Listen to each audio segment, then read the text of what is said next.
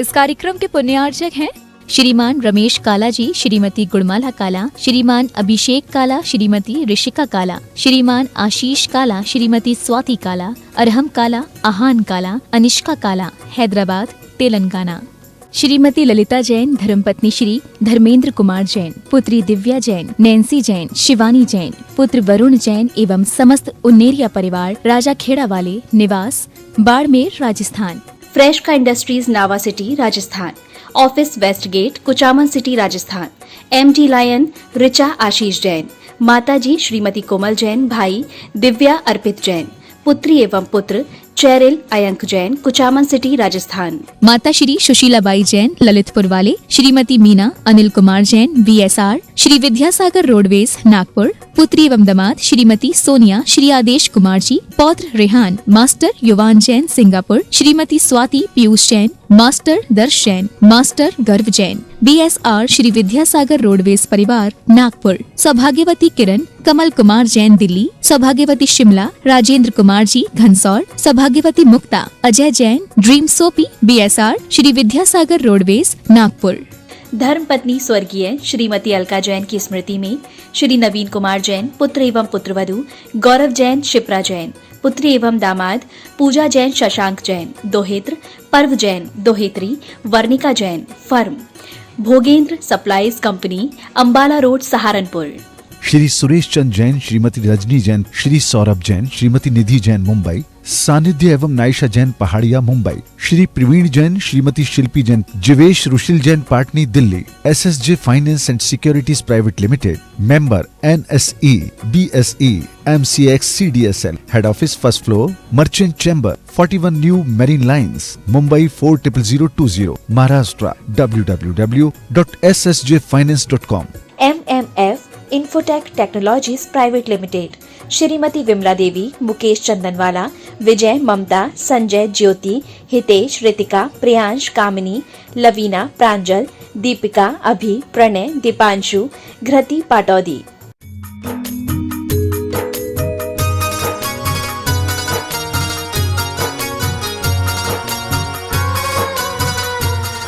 देवादिदेव 1008 श्री भगवान महावीर स्वामी की जय जय जय। अहिंसा परमो धर्म की जय जय जय। परम पूज आचार्य गुरुवर श्री विद्यासागर जी महाराज की जय जय जय। परम पूज्य 108 मुनिवर श्री प्रमाण सागर जी मुनिराज की जय जय जय। परम पूज्य मुनि श्री अरह सागर जी मुनिराज की जय जय जय। नमोस्तु गुरुदेव, नमोस्तु। भाव यात्रा से भव यात्रा चलती है। हमारा संपूर्ण जीवन हमारी भावधारा पर निर्भर करता है। विगत दिनों हमने सुना कि भावों के उतार चढ़ाव से जीवन कितना प्रभावित होता है। जो भावों के उतार चढ़ाव के इस विज्ञान को जानते हैं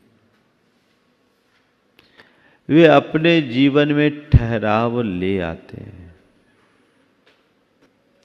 और जो इस रहस्य को नहीं जानते उनके जीवन में केवल भटकाव आता है। दो तरह के लोग हैं, एक वे जो भावों में बहते हैं और दूसरे वे जो अपनी भावों को नियंत्रित करके उसे एक दिशा देते हैं।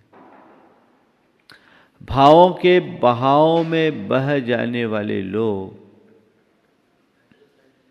अपने जीवन में कुछ भी हासिल नहीं कर पाते, और भावों को नियंत्रित करके एक दिशा में आगे बढ़ने वाले लोग जीवन में शिखर को छू जाते हैं।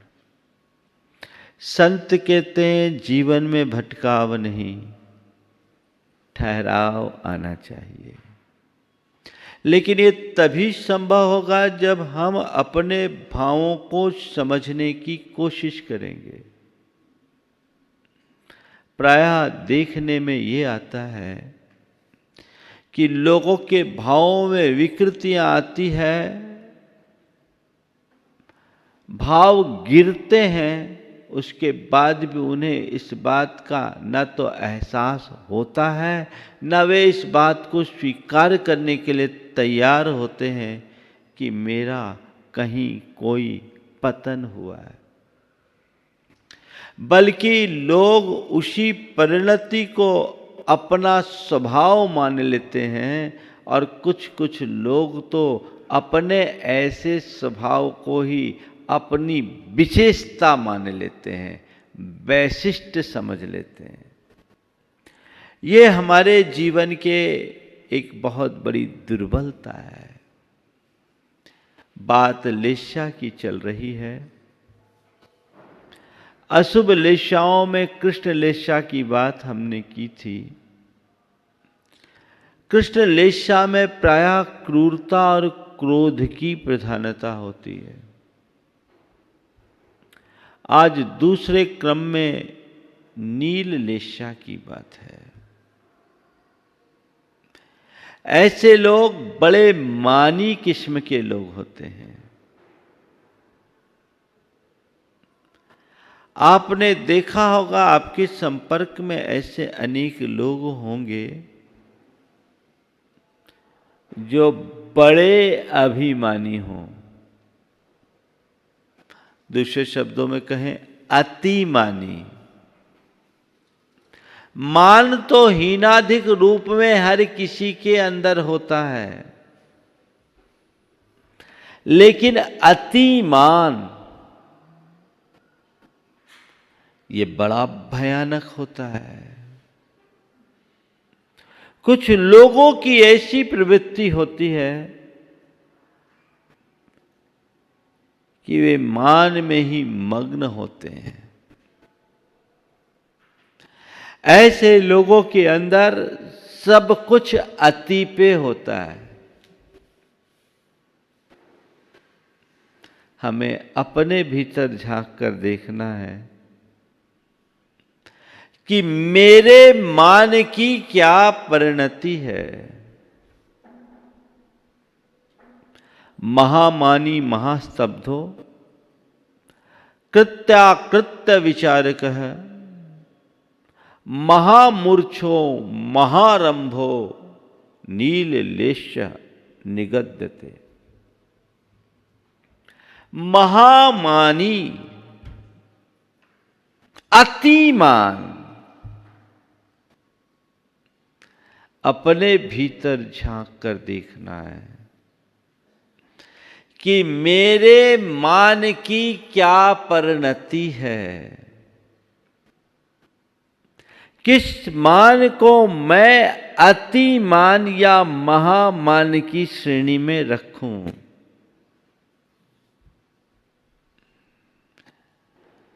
प्रायः सम्मान की चाह करना मान है, श्रेष्ठता का अनुभव करना मान है, पर इससे ज्यादा कोई तकलीफ नहीं है। अगर किसी के मन में ये चाह है कि मुझे सम्मान मिले, मैं उसे उतना बाधक नहीं मानता। किसी के अंदर ये चाह आ जाए कि मैं श्रेष्ठ हूं, ये भी एक सीमा तक उतनी बुरी नहीं है, पर बुराई तब पनपती है कि सारा सम्मान मुझे ही मिले, सारा श्रेय केवल और केवल मुझे मिले,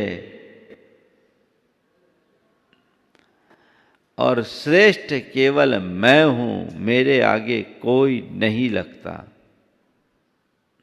बाकी सब अश्रेष्ठ हैं। ये महामान का द्योतक है। ऐसा व्यक्ति किसी की बात सुनने को राजी नहीं होता। रावण की ऐसी ही परिणति थी।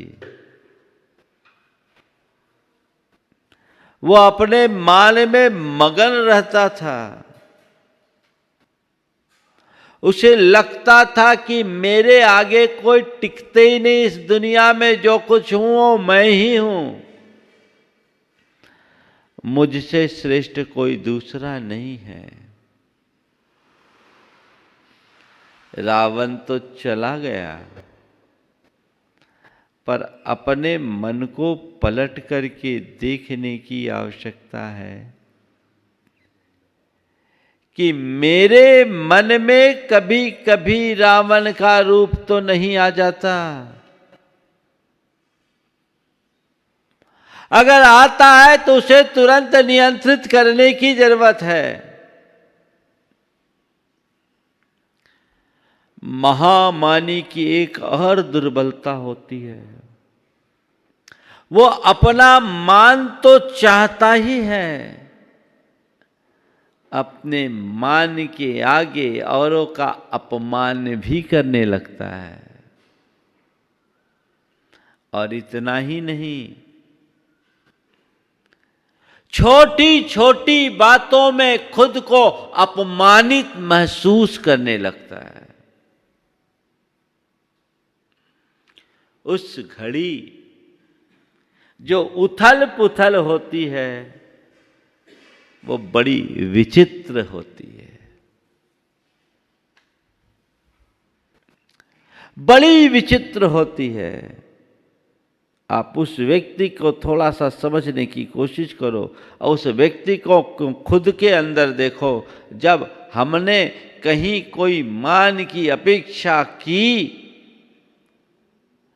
और थोड़ा कमतर मान मिला, सम्मान कम मिला, तो मेरी क्या दशा होती है, क्या दशा होती है। बड़ी विचित्र स्थिति बन जाती है। एक स्थान पर मैं था, बहुत सारे दानियों को बुलाया जा रहा था। दानियों का क्रम था जिनने समाज में उदारता का परिचय दिया था। इसी मध्य एक ऐसा व्यक्ति जिसका बड़ा योगदान था, उस व्यक्ति को बुलाया गया, लेकिन उससे पहले मान लो समझ लो किसी ने 10 लाख रुपया दिया हो और उसका नाम 11,000 के बाद लिया जाए। थोड़ा सा आयोजकों से जानबूझ करके अनदेखा नहीं हुआ, पर्ची आगे पीछे हो गई। उस व्यक्ति का उल्लेख बाद में हुआ। श्रीफल चढ़ाने के लिए आमंत्रित किया जा रहा था। वो आदमी ऐसे उठे जैसे चेहरा कुम्हला गया है। 2-3 बार नाम बोलने पर तो उठा, वो भी आजू बाजू वालों ने जब बोला तब। पर ऐसा जैसे कि जान ही ने एकदम बेजान उनका सब कुछ छीन लिया गया हो।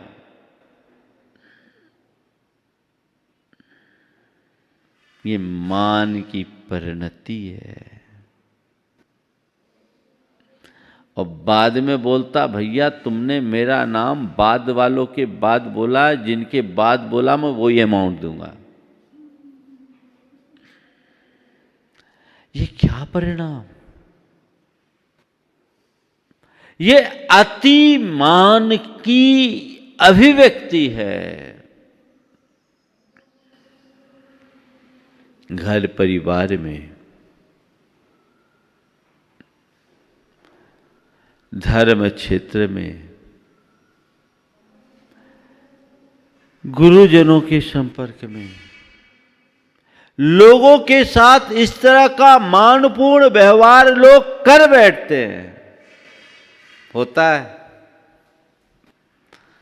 ये सुकून देता है या अशांति?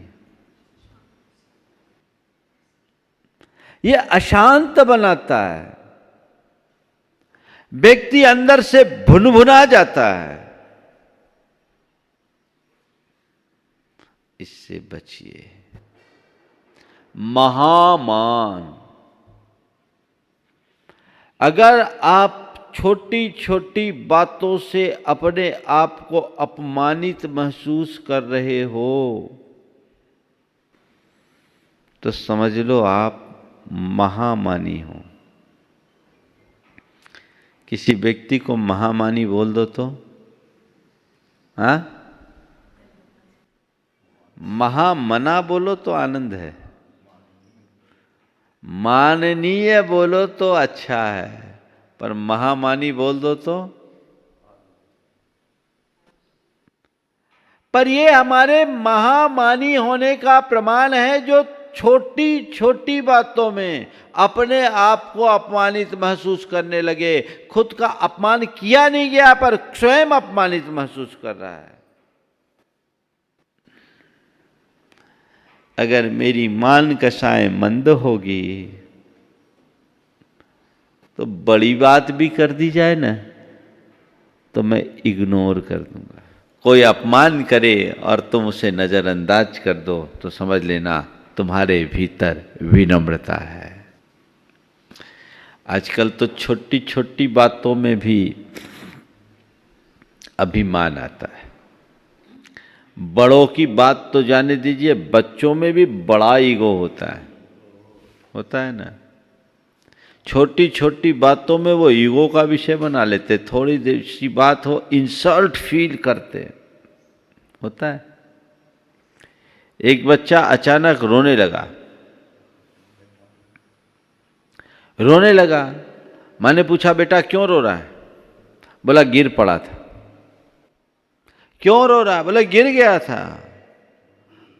बोले कब गिरा था? अभी तो नहीं गिरा। कब गिरा था? बोले 9 बजे। तो अभी क्यों रो रहा है? बोले उस समय कोई देखने वाला नहीं था। ये मन को चुभता है। इसे जीतने का अभ्यास होना चाहिए। ये महामान हमारे संबंधों को तार तार करता है। आज घर परिवार जो टूट रहे हैं उसमें ईमान बड़ा कारण है। ईगो प्रॉब्लम जिसे आप बोलते हैं। हर बात को अपने मान का विषय बना लेना, ये नील लेशा का परिणाम है। लोग इसमें अपनी सुपीरियरिटी मानते हैं। नहीं, एक अच्छे इंसान की ये पहचान नहीं हो सकती। दूसरा विशेषण दिया महास्तब्ध। स्तब्ध, महामानी स्तब्धो भीरु। स्तब्ध, हाँ एकदम। कुछ लोग होते हैं ना एकदम पत्थर की भांति दिखते हैं, उनमें कहीं नम्रता के लक्षण नहीं दिखते हैं। बड़े स्तब्ध प्रकृति के व्यक्ति होते हैं। उनका जीवन ठूंठ जैसा हो जाता है। आप देखोगे चलेंगे फिरेंगे, उनकी चाल ढाल बोली बर्ताव सब में वही रूप दिखता है। एक्चुअल में जो भीतर होता है वही बाहर प्रकट होता है। यहां हमें जागना है कि ये मेरी भावधारा के पतन का प्रतीक है। मुझे स्तब्ध नहीं, नम्र रहना है।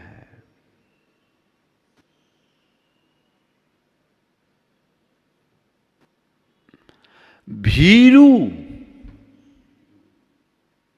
डर।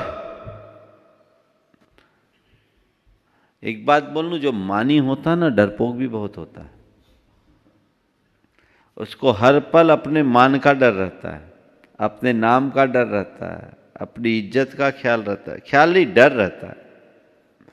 वो बात बात में डरता है, और डर भी एक बहुत बड़ी दुर्बलता है। अकार्य से डरो, पाप से डरो, बाकी और किसी बात से कभी मत डरो। जो आत्मश्रद्धानी होते हैं वो भय जैसी दुर्बलता से बहुत दूर होते हैं।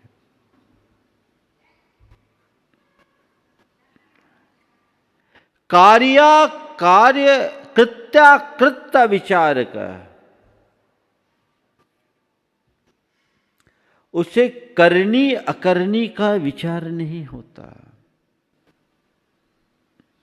बहुत सारे लोग भावावेश में वह कार्य कर बैठते हैं जो उन्हें नहीं करना चाहिए, बाद में पश्चाताप करते हैं। नील लेशा के परिणाम में विवेक स्थिर नहीं रहता। गोमठसार में उसके लिए एक विशेषण दिया, निव्विन्नानी। उसको विवेक नहीं रहेगा, अपने हिताहित के बारे में वो सोच नहीं सकता। कृत्य विचार का। बहुत सारे ऐसे लोग होते हैं जो भावनाओं के बहाव में आकर ऐसे ऐसे कृत्य कर बैठते हैं जिनके पीछे जिंदगी भर उन्हें रोना पड़ता है। कर दिया, उस घड़ी में कर दिया, जीवन पर्यंत रोने के लिए मजबूर होना पड़ रहा है। संत कहते हैं कोई भी कार्य करो तो करने से पहले उसके परिणाम का विचार करो। एक भद्र प्राणी की ये पहचान होती है कि कृत्य को करने से पूर्व उसके परिणाम के विषय में सोचता है, और एक मूर्ख व्यक्ति का ये लक्षण है, करता पहले है, सोचता बाद में। बहुत सारे लोग कुछ भी कर डालते हैं, ये मूर्खता है, ये जड़ता है। इससे अपने आप को बचाने की आवश्यकता है। इसका उपाय क्या है? जब कभी हमारे द्वारा अकार्य हो जाए और हमें समझ में आए, अपनी निंदा करो, अपनी आलोचना करो, और मन ही मन संकल्प लो कि अब आगे कभी ऐसा कृत्य मैं नहीं करूंगा, उसकी पुनरावृत्ति नहीं करूंगा, अपने आप को हम बचा लेंगे। बहुत सारे लोग कृत्याकृत्य का विचार किए बिना होश खो करके निर्णय ले लेते हैं और कुछ भी कर बैठते हैं। एक युवक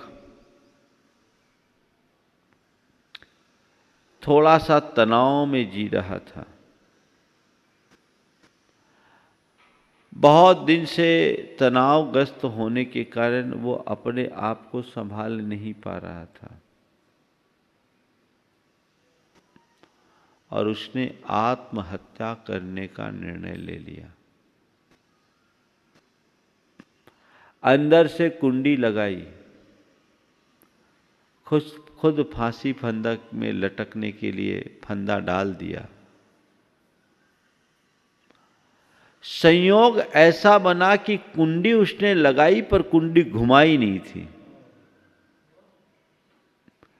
इसी बीच उसकी धर्मपत्नी को कोई काम आया और काम से वो कक्ष में गई, दरवाजे को हिलाई, दरवाजा खुल गया। देख रही है कि इसका पति तो फांसी के फंदे लटकाने की प्रक्रिया में लगा है। वो देखकर स्तब्ध रह गई कि ये आप क्या कर रहे हैं, ये आप क्या कर रहे हैं। उसने कहा, माफ करना, मैं जीवन से हार चुका हूं, मैंने आत्महत्या का सोच लिया। तो उनकी धर्मपत्नी ने कहा जो बात कहने की है, और उसके बाद उस व्यक्ति में जो पश्चाताप आया वो मैं आप सबसे कहना चाह रहा हूं। धर्मपत्नी ने उन्हें संबोधा, कहा, थोड़ी सी तकलीफ से आप हार गए, क्या मरणोपरांत फिर से सारी समस्याएं अनुकूल हो जाएगी? हमारे घर में जो है वो क्या कम है? हम रोजी रोटी रोज की मजदूरी के साथ भी पूरी कर सकते हैं, लेकिन हमें जीवन से हारना नहीं चाहिए। आप इस तरह का कृत्य कर रहे हैं, इसका परिणाम आपने सोचा? आपके पीछे मैं हूं, बच्चे हैं, पूरा परिवार, उनका क्या होगा? थोड़ी बातों से हार गए, मैं आपके लिए सहारा बनने के लिए तैयार हूं। पत्नी ने उस घड़ी न संभाला होता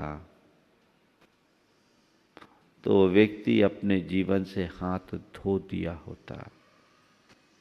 उसके बाद पत्नी ने उसे संभाला, सिलाई कर कर के परिवार के भरण पोषण की व्यवस्था की, कुछ रुपया इकट्ठा किया, पति को अपने साथ सम्मिलित किया, और आपको क्या बताऊं, आज वो बहुत अच्छे गारमेंट के व्यापारी बने हुए हैं।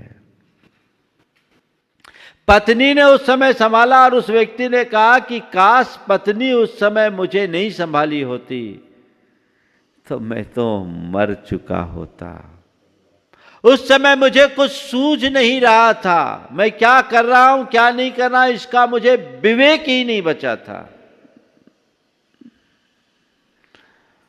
जो व्यक्ति कषायाविष्ट होते हैं उन्हें केवल अपना दिखता है, पीछे का दिखता ही नहीं। और ऐसी घड़ी में उतावली हो जाती है, हड़बड़ी हो जाती है। ये उतावली और हड़बड़ी के परिणाम शुभ परिणाम नहीं माने जाते।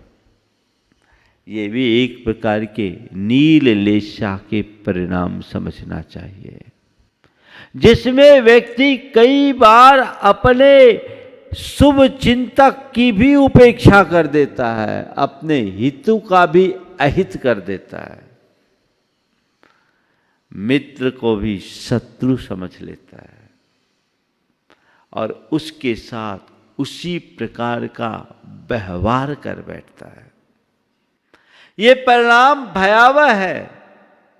इसलिए हमेशा कार्य का विचार करना चाहिए, और यदि हम नहीं कर पाए और हमें कोई सुझाव दे तो उसे स्वीकार करना चाहिए, स्वीकार करना चाहिए। यदि ये स्वीकार करने की क्षमता आ जाए तो मनुष्य में भटकाव ना हो। लेकिन आजकल देखने में ये आता है कि लोगों में सहनशीलता कम होते जा रही है, और अशुभ परिणाम की ओर लोगों का रुझान ज्यादा है। वो कार्य कर बैठता है लेकिन उसका परिणाम नहीं देखता। आज रोज अनेक प्रकार के अपराध घटित होते हैं। मैंने अनेक पुलिस के अधिकारियों से और अनेक न्यायाधीशों से चर्चा की। लोगों ने अपना अनुभव यही बताया है कि ये ज्यादातर अपराध क्षणिक भावावेश में होते हैं,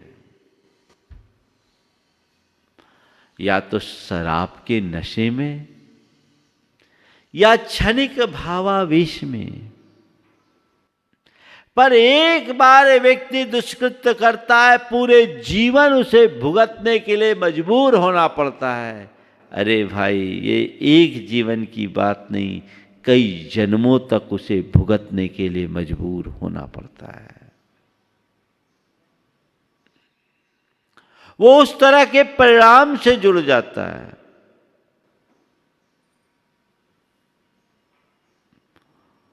यहां हमें सावधान होना है।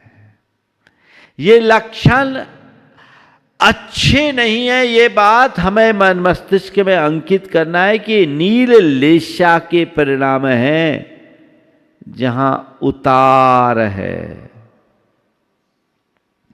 इससे मुझे रोकना है। कैसे रोकना, उसकी चर्चा थोड़ी देर बाद करूंगा। अगला, महामूर्छो, महान मूर्छा, धन वैभव के प्रति, पंचेंद्रिय के विषयों के प्रति, काम भोग के प्रति प्रगाढ़ आसक्ति, लंपटता, नील लेशा की पहचान। कुछ लोग होते हैं जो अति गृद्ध होते हैं, इनके पीछे पागल बन जाते हैं। चमड़ी जाए पर दमड़ी न जाए। हमारे शास्त्रों में मम्मन सेठ की कथा आती है। मम्मन सेठ एक सेठ था, लेकिन इतनी गृद्धता थी, इतनी गृद्धता थी कि मूसलाधार बारिश के मध्य उफनती नदी से लकड़ी का गट्ठा लकड़ी के लठ पकड़ पकड़ कर निकाल रहा था। महारानी चेलना की नजर उस पर पड़ी। उसने राजा सैनिक से कहा कि ये आदमी बड़ा गरीब दिखाई पड़ता है, इसकी मदद करे। राजा सैनिक ने उसे अपने आदमी भेज करके पकड़वा करके बुलवाया। पूछा, भाई क्या बात है, तुम अपनी जान हथेली में रख कर क्या कर रहे हो? बोले, क्या करूं, मुझे पैसों की बहुत जरूरत है। मेरा एक बैल है, मुझे बैल जोड़ा के अभाव में मेरा काम नहीं हो पा रहा, मुझे बैल का जोड़ा चाहिए। तुम्हारा बैल का जोड़ा? हमारे यहाँ ढेर सारे बैल है, जो पसंद आए ले जा। बोले, नहीं, मेरे बैल के समान आपका एक भी बैल नहीं है, मुझे मेरे जैसा बैल चाहिए। राजा को बड़ा आश्चर्य हुआ, कैसा बैल, कहाँ है बैल? बोले, उसके लिए मेरा बैल आपके यहाँ नहीं आ सकता, आपको चलना पड़ेगा। राजा को आश्चर्य हुआ, घर ले गया। बोला, अंदर आइए। अंदर आया, तह खाने का ताला खोला। बोले, कहाँ? बोले, आइए मेरा बैल दिखाता हूं। बोले, यहीं ले आओ। बोले, यहां नहीं आ सकेगा। एक ताला, दूसरा ताला, तीसरा ताला, चौथा ताला, 7 ताला खोल के तहखाने के अंदर गया तो देख करके राजा सैनिक हैरान रह गया, क्योंकि उसने कहा, ये मेरा बैल है, और वहां रत्न जड़ित बैल था। कहा, मुझे एक बैल बन गया, इसका जोड़ा चाहिए। राजा सैनिक अपना सिर पकड़ करके रह गया। ये परिणाम है नील लेशा के, धन संपत्ति के प्रति प्रगाढ़ लालसा। मरते मरते भी पैसे की चाहत नहीं छूटती, मरते मरते भी पैसे की चाहत नहीं छूटती। ये नील लेशा है। हमारे शास्त्रों में लिखा कि जिस व्यक्ति की जैसी गति होने की होती है, मृत्यु पूर्व उसके वैसी ही लेशा होती है। अगर दुर्गति होनी है तो आखिरी में अच्छे परिणाम नहीं होंगे। बहुतों के साथ ऐसा होता है। अगर इस तरह की प्रगाढ़ लालसा होगी तो अंत बुरा होना ही है। एक सेठ मरणासन था, काफी देर बाद उसे होश आया, ब ब ब ब बोल रहा था, मुख से पूरे शब्द नहीं निकल रहे थे। बच्चों ने सोचा कोई बक्सा वक्सा तो नहीं धरा हो कहीं। डॉक्टर को दिखाया, बोला डॉक्टर साहब कुछ उपाय करिए, क्या बोल रहे सुनने। डॉक्टर ने कहा भैया एक 50,000 का इंजेक्शन लगाएं तो हो सकता है 1-2 सेंटेंस बोल सके। लग जाए 50,000 में बक्सा मिल जाए तो इससे सस्ता सौदा और क्या होगा। 50,000 का इंजेक्शन लगा, उस बुढ़े को होश आया और उसने कहा अब क्या बोलूं, वो बछड़ा पूरा झाड़ू खाया जा रहा है, तुम लोग क्या देख रहे हो। और वो मर गया। कब्र में कांव पांव लटकते हुए भी वो झाड़ू दिखाई पड़ रही है। बेटों ने सिर्फ ठोका कि ये 50,000 भी गए पानी में और बुढ़ा भी चला गया। सोचने की बात ये है, महामूर्छा, लगाव होना लाजमी है, पर अति लगाव महादुखदायी है। ये हमारे परिणाम को निर्मल बनाएगा। और आखिरी है महारंभ, महान आरंभी।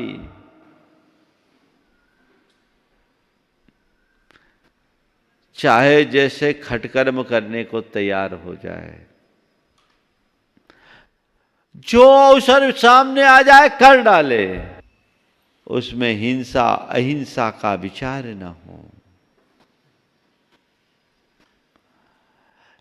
लाभ हानि का विशेष विचार न हो, कर्तव्य अकर्तव्य का विचार न हो। ऐसे लोग महा आरंभी की श्रेणी में आते हैं। उनका निश्चित तौर पर पतन होता है। ये अशुभ लेशा है, नील लेशा, आत्मा के अशुभ परिणाम है। सवाल ये है कि ये बुराइयां हैं, इसको आप सब जानते हैं, इनसे बचा कैसे जाए। इनसे बचा कैसे जाए। अपने परिणामों की विशुद्धि आप बढ़ाना चाहते हैं तो नित्य आत्मदृष्टि रखे और इन 4 बातों को रोज अपने चिंतन में लाएं। मैं कौन हूं, पहला सवाल। को हम, सो हम। मेरे भीतर विराजमान शुद्ध निरंजन चैतन्यमयी ज्ञानमयी आनंदमयी जो आत्म तत्व है वही मैं हूं। मैं आत्मा हूं, मैं शुद्ध आत्मा हूं, मैं पवित्र आत्मा हूं।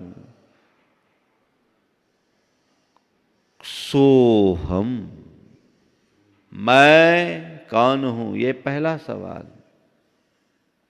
मेरा क्या है, क्या है मेरा?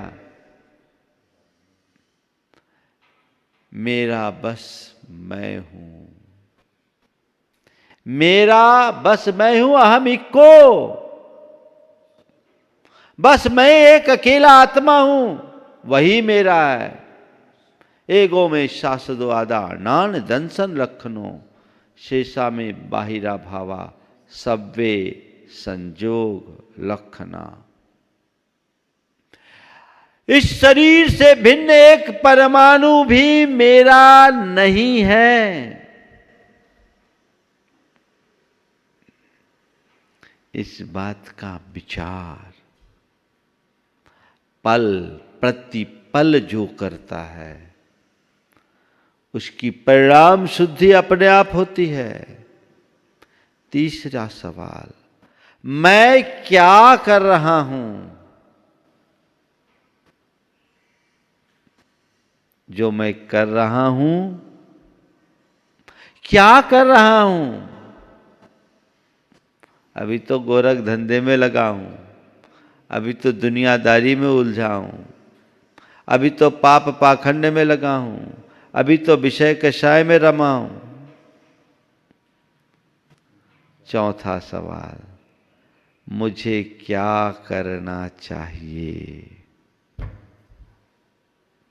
नित्य प्रति ये विचार मनुष्य की जीवन धारा बदलेगी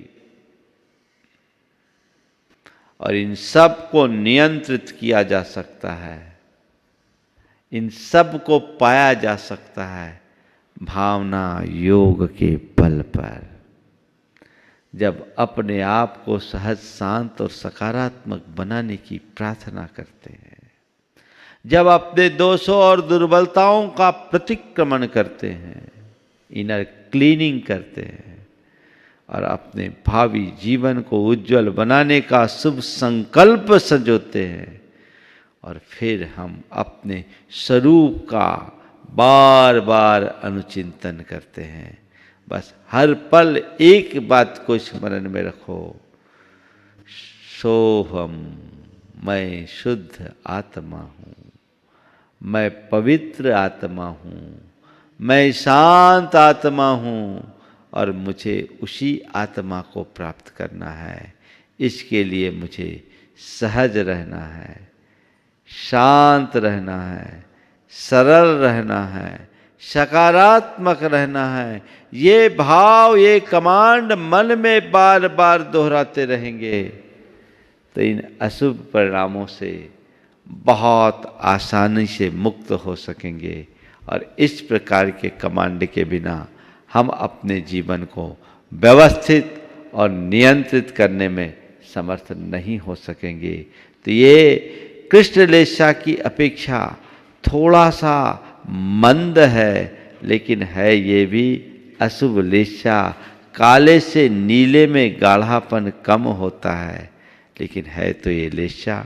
हम सब की ये लेशा की धारा सुधरे। मैंने कहा भाव यात्रा से भव यात्रा है।